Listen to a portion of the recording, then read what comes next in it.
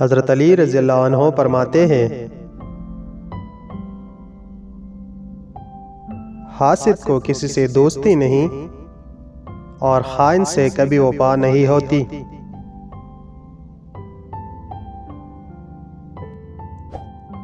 حاسد غم میں، جاہل حیرانی میں اور حریص مصیبت میں مبتلا رہتا ہے۔ حاسد خیال کرتا ہے کہ محسود سے نعمت ظاہر ہو کر اسے مل جائے گی، جبکہ یہ خیال بالکل غلط اور فضول ہے۔ حسد ایک لاعلاج بیماری ہے جو حاسد یا محسود کے موت تک دور نہیں ہوتی۔ حاسد آدمی لوگوں کی برائی پر خوش اور ان کی خوشی سے غمگین ہوتا ہے۔ حاسد کو کبھی شفا نہیں، خائن سے کبھی وفا نہیں اور بخیل سے کبھی مروت نہیں۔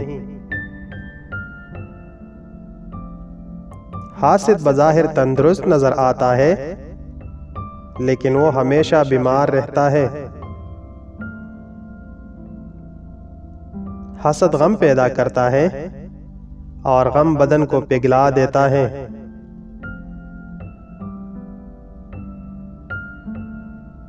اس شخص نے بزرگی کو حاصل نہیں کیا جس نے حسد کو اختیار کیا۔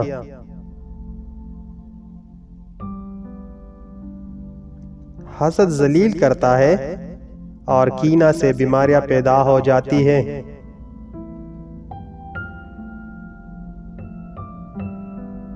حسد بدن کو مٹا دیتا اور شریف آدمی حسد سے بیزار رہتا ہے۔ دیکھنے کے لیے بہت بہت شکریہ۔